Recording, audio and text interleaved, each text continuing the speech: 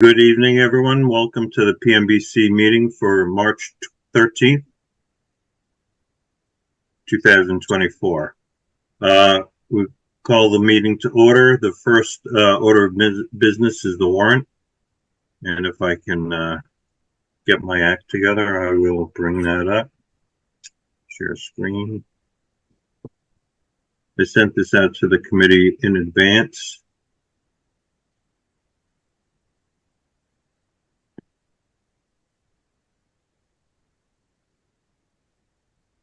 Okay. Can everyone see that? Yes. Yes. Or just a little bit?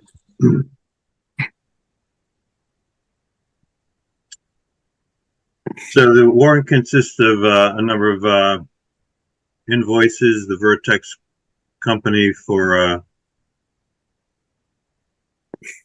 March is $3,284.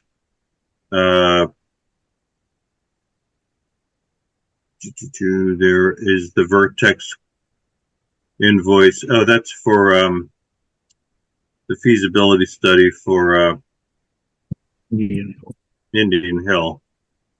The next invoice for Vertex is for $44 for I'm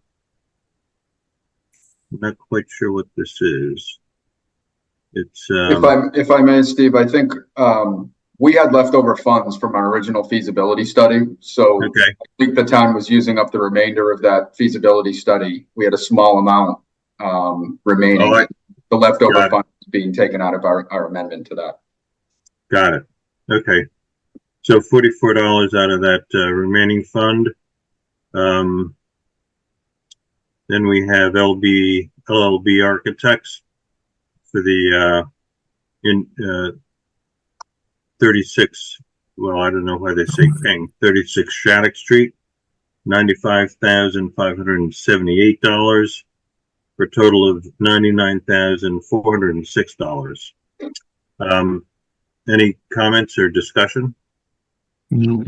Is that for King Street, Steve, or is it because it's marked King Street there, the King Street rehab?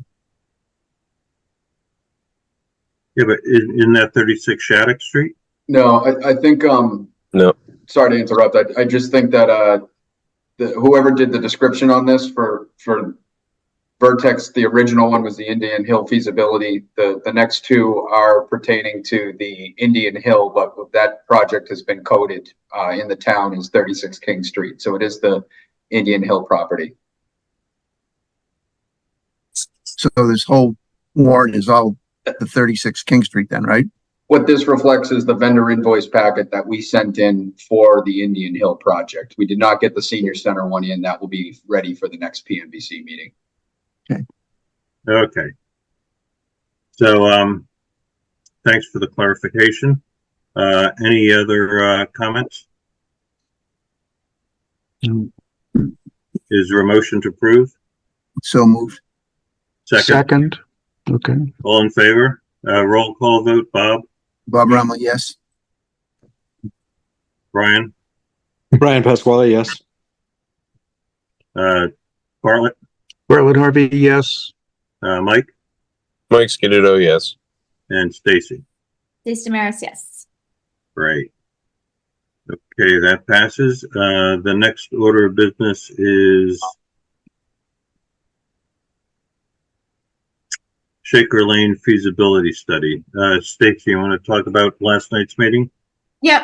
So the Shaker Lane Building Committee, we got together yesterday because we had to discuss our upcoming meeting that we have with MSBA. I believe it was on March 26th. So what we needed to discuss was we only got, I think we talked about this last week or 2 weeks ago, we only got 2 proposals for the feasibility study from designers. So we got Feingold Alexander and Studio G Architects. MSBA usually recommends that we have 3 bids for a project like this. So as a committee, we had to discuss whether or not we wanted to put the bid out there again to see if we could get more, or if on the March 26th meeting with MSBA, if we wanted to recommend that we were okay just having the 2. So we voted that just having the two is good to go. For our MSBA meeting we have on the 26th, our goal is to push for being able to get a one-on-one meeting with both of the architectural design firms.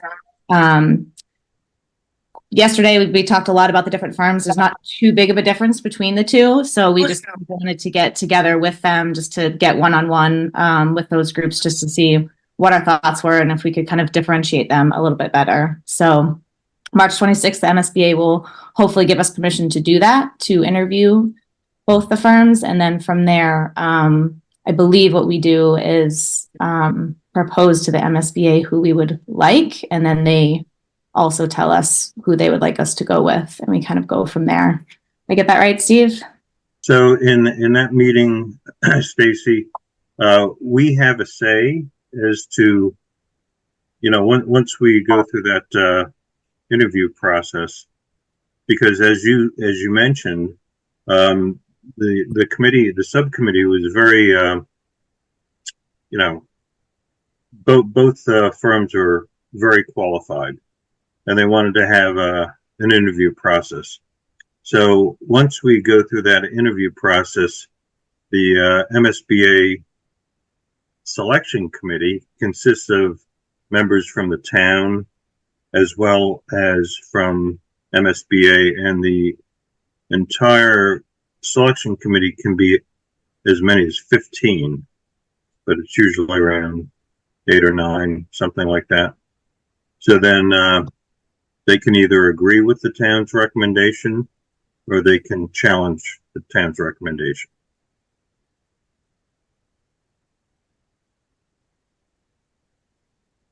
So that's, that's the, however, they'll probably go with the town's recommendation.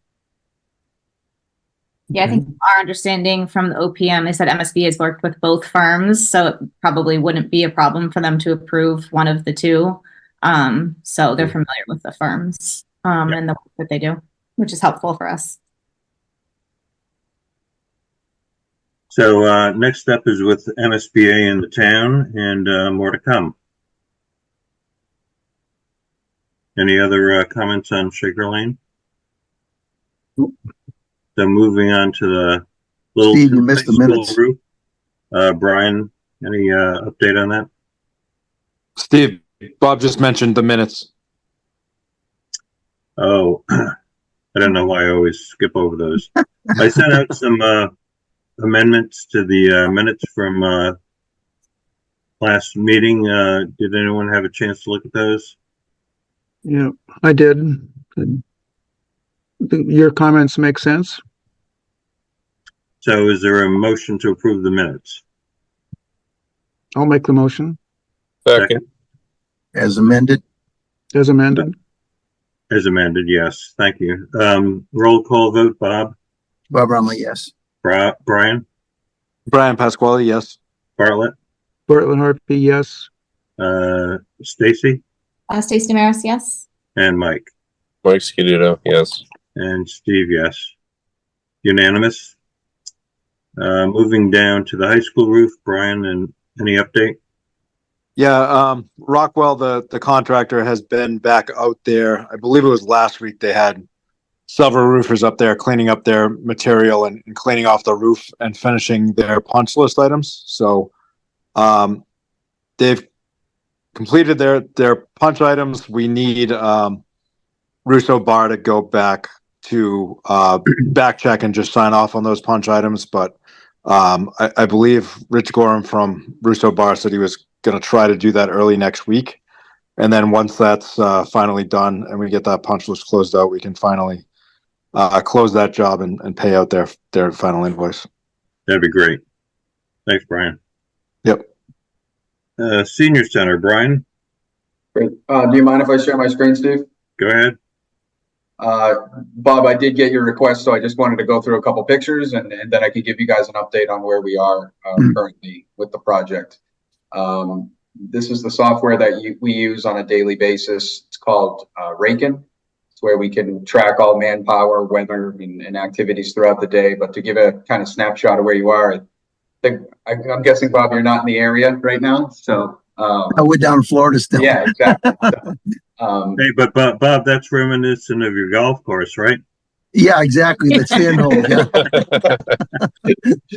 Yeah. So as you can see, excavation has begun. It's a very clean digging right now. A lot of sand that we're having. We did, as we mobilized to the site, we worked with Steve Gianelli from the DPW yard. We had a meeting with him on site, discussed the export material that we had. It's resulting in about 6,000 cubic yards that needed to be hauled off site. And we made sure we carried it within the construction manager's scope that they needed to dispose of it. Steve said that they had a place to put it and that it would cut down on the trucking and disposal fees that was going to come from the site contractor. So they submitted a proposal to me for $36,000 credit that could come back to the town, and then the DPW has been stocking that fill for any of their use that they may have in the future. So Brian, is anyone doing erosion control around that pile? Yes.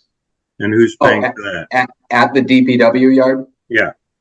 That's a good question. I have not been to the DPW yard myself. I can reach out to Steve and ask what's been done to maintain the pile.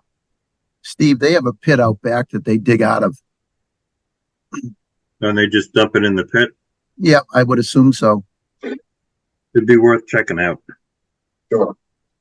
But even though we're just doing excavation now, there's been a lot going on behind the scenes from a submittal and coordination standpoint. We have all of the consultants on board attending coordination meetings with the contractor, doing building information modeling or BIM, where we're seeing where ductwork and piping and chases are all going to be located, so that when steel is on site, that it's already been worked out and coordinated. So a lot of the bugs and a lot of the changes are being identified ahead of time. I can scroll through a couple extra pictures if anybody had any questions on where we are here.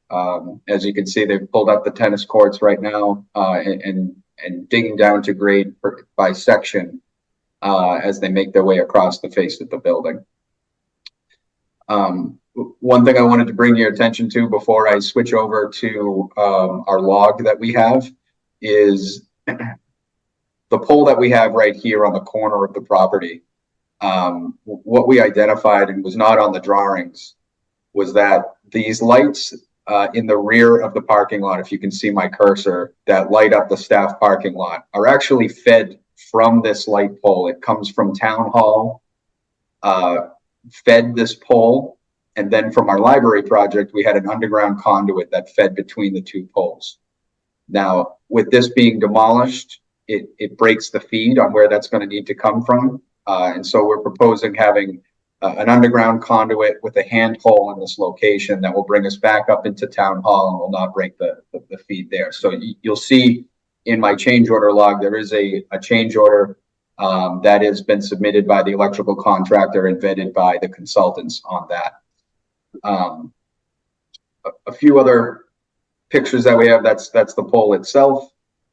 And as you can see, we're probably about halfway, if not more, into the export of this site. One of our first orders of business was signing on a testing agent. I did notify Bob and Steve of this. We have something that we've budgeted for. We sent out a request for proposals to 4 or 5 testing agents that we're familiar with. We received 3 proposals. The low bidder is actually the agent we had for the library. We had great success with them. They were under our budget, so we were recommending approval with them. We were told to get started. So we're working with Town Hall on issuing a purchase order, and they're going to be out on site next week to attend a pre-installation conference so that they understand their role and responsibilities when it comes to compaction, concrete, any other inspections that we have on site. The other vendor that we need to bring on that we sent out a request for proposal for is our commissioning agent. We sent out multiple requests. We did receive one proposal. It's from WSP. We've used them on multiple buildings in the past. It is not the commissioning agent that we had at the library that we did have. In my opinion, we had some staffing issues from them. They also, for their construction phase, were under our budget that we had, that we proposed to the PMBC in town meeting. So we're recommending that we go with WSP. The earlier we can sign them up, the quicker that they can start to do their reviews on our coordination and on our submittal reviews. And then they really make their hay during construction, as they'll be doing site visits and doing the startups, as well as making sure that the sequence of operations is being met. So there are some other vendors that we're engaging with. There will be some for furniture that will be working off of the state bid list, as well as any AV, audiovisual requirements that are going to be needed in the building.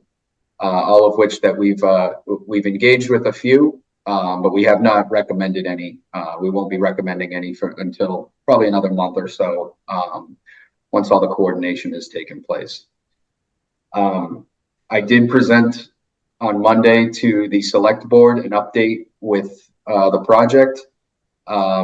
One of the items was a groundbreaking ceremony. We got buy-in from both Commodore and the site contractor that they are both available and willing to participate in this and maybe put a little pile of sand. The select board was very intrigued about having one. So I was going to work with Liz Tridiak from the senior center to set up a date, and we'll get that out to everybody as soon as we can. For the date, in case there's anybody else we want to invite for that. I'll stop Brian, is that sharing good and fill? Sorry, any questions? Is that good fill that they're pulling out of there, Brian?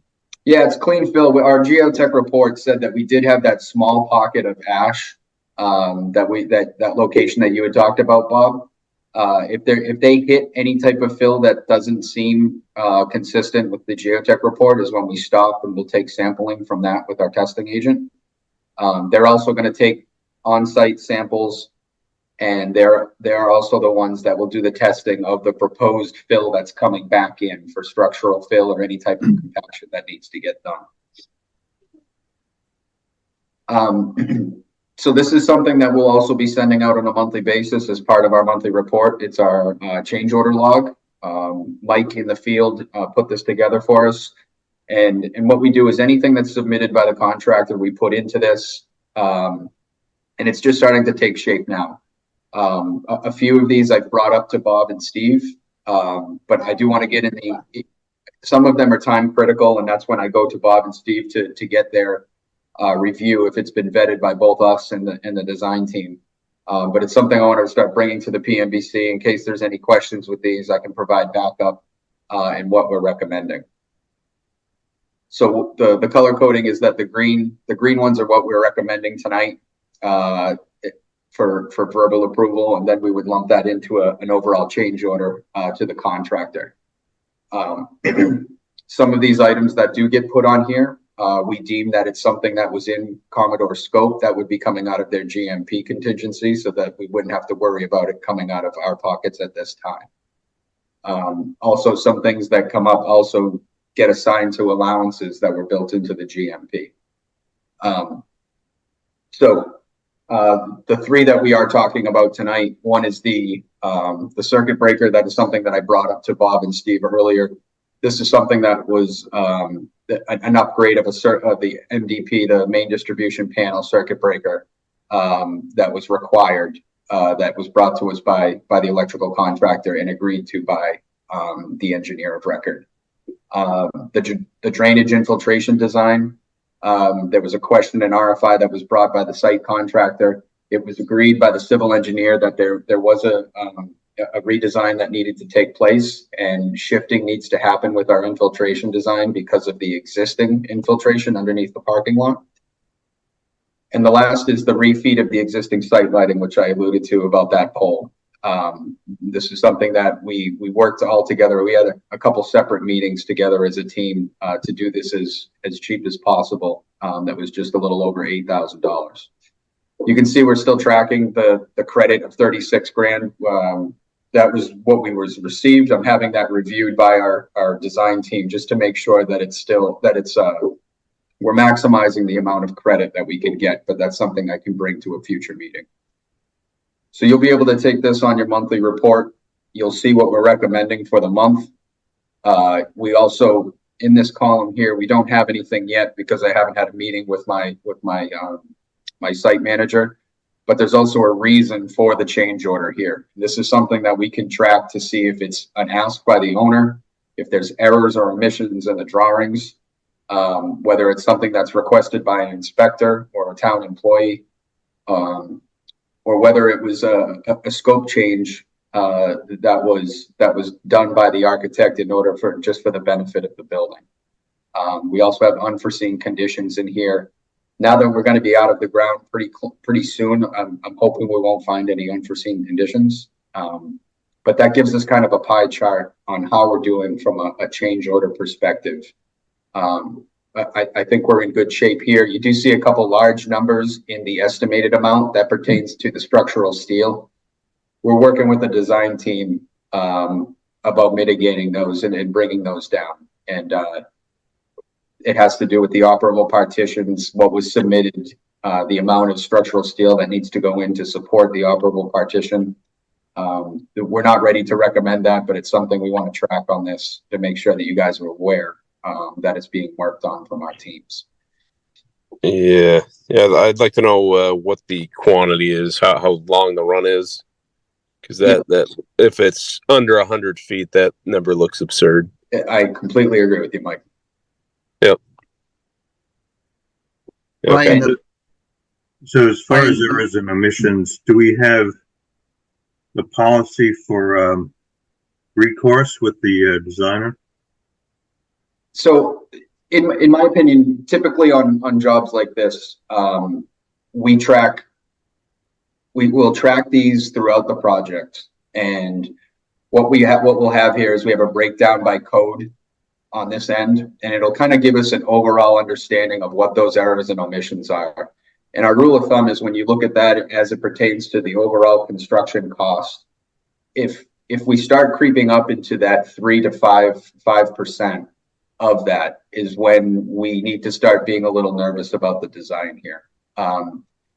I don't have any red flags for that right now. But as we progress, we'll be able to track, how much of this is strictly a oversight on our design, and what other, categories things can fill into. So it's something that this sheet here allows us to not be surprised at the end of the job on how we've been tracking from a month-to-month basis.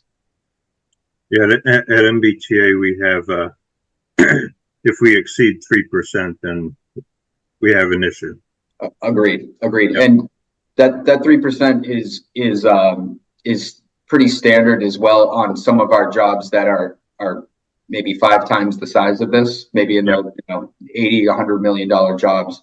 With this being a little smaller, there may be a little bit of wiggle room on that 3%, but Could be. Yep. if we start deviating off of that, that's when we have an issue. Okay, thanks.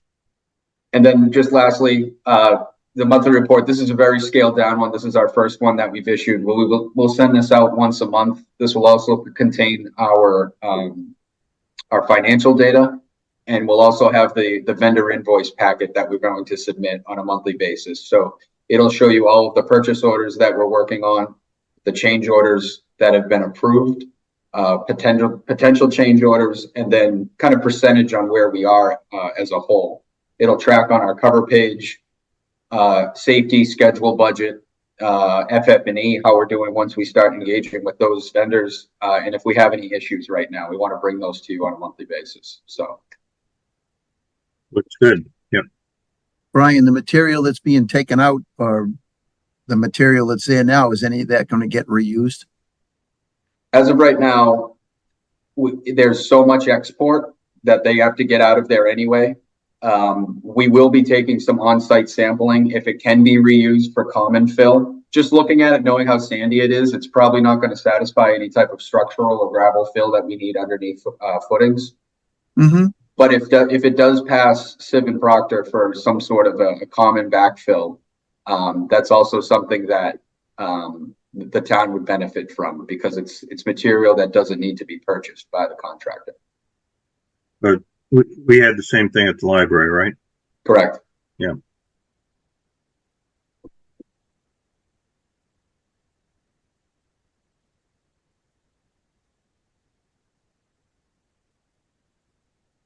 Anything else, Brian? No, I think that's it. We'll be in touch. I'll send out, once I'm going to talk with Liz either tomorrow or Friday. We'll determine our date for a ribbon cutting and make sure that the committee's aware in case they have any invites that they want to send out. Great. Moving over to Indian Hill. Yep, Indian Hill also provided an update to the select board on Monday. We have currently put our drawings out to bid. I have Jessica from LLB here tonight as well. We're like I said, we're out on the street in the central register. We've posted to the town website. We'll be in the Lowell Sun as well this week. We've received a few questions. I looked on our online bidding service. We've taken about 25 to 30 plan holders, which is a good sign. We have some general contractors and we do have some subcontractors that have been interested in this project. We do have a pre-bid walkthrough. It's non-mandatory tomorrow, so I'll be at the property tomorrow at noon with Jessica for any potential bidders that want to walk the site and just get familiar with it. On the 18th will be the last day for any questions from our potential contractors, and I believe 2 days after that will be the deadline for any and last addendum that will be going out.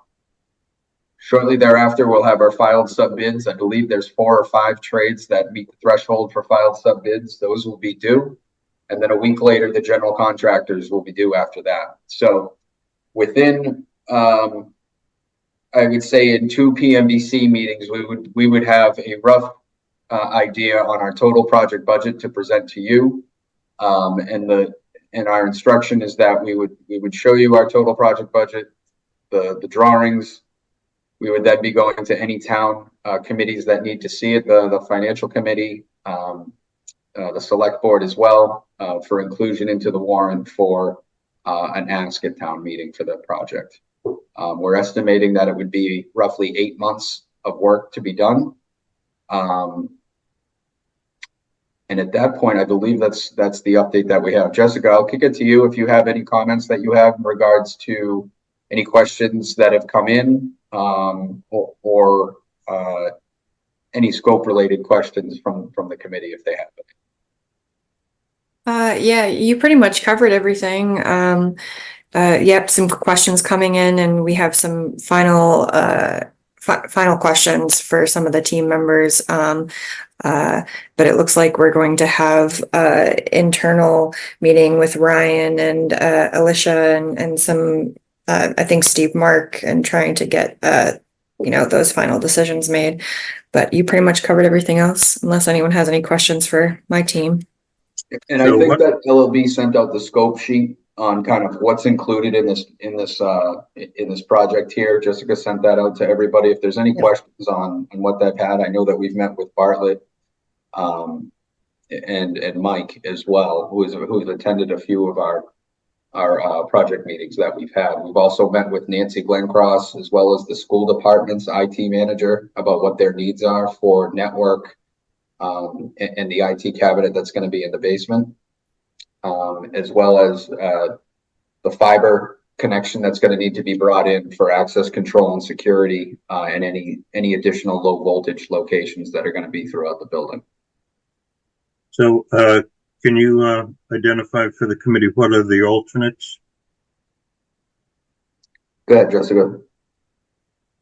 Yeah, let me pull those up. So the first main alternate would be the roof replacement. Sorry, I didn't have that ready.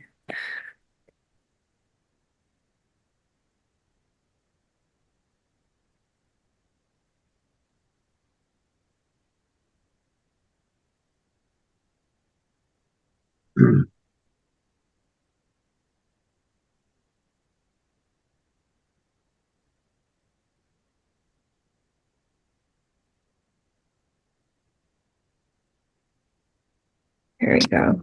Sorry about that.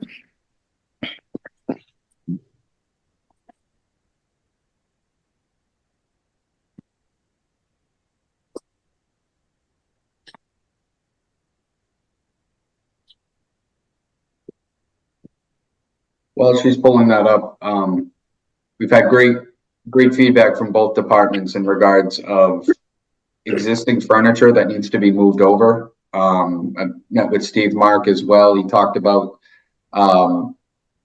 he was going to help look into some moving services that can be done off of state bid list for any potential equipment from Parks and Rec, and existing desks that are in really good condition that can be brought over. That's going to help on our budget. So they've relayed that to LLB, trying to develop what we're going to have for interior furnishings.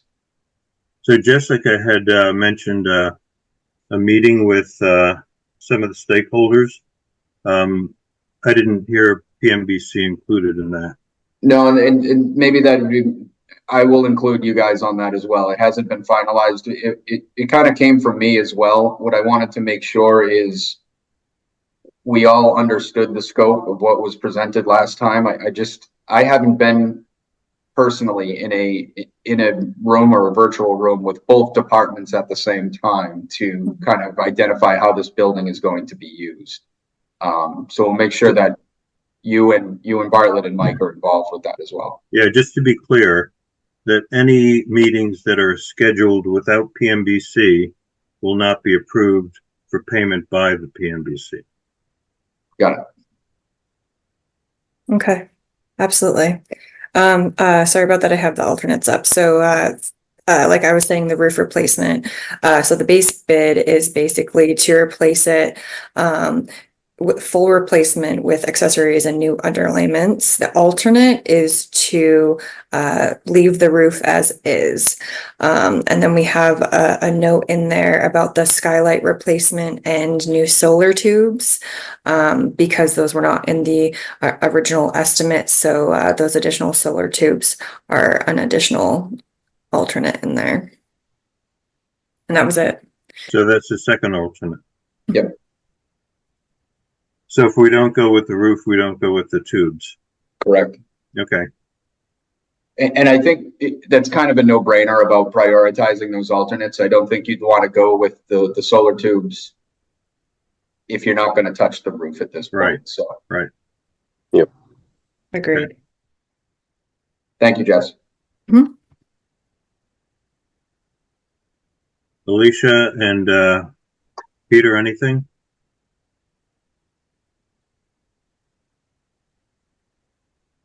No, I just wanted to check in, see what's going on. So, yep, that's it. Do you guys have any questions of us? Yeah, good overview from my point of view. Okay. Moving on to member input. Bob, anything? I'm all set, Steve. Brian? All set as well. Thank you, Steve. Bartlett? I'm good, thanks. Nothing. Mike? I'm good, thanks. Stacy? Nope, I'm all good. Thank you. I'm good too. So is there a motion to adjourn? So moved. Second. All in favor? Bob? Bob Romley, yes. Brian? Brian Pasquale, yes. Bartlett? Bartlett Harvey, yes. Stacy? Stacy Damaris, yes. And Mike? Mike Skidduto, yes. And Steve, yes. Thanks for your attendance. The next meeting is on March 27th. Thanks for your participation. Have a great evening. Thank you, Thank Steve. you. You too.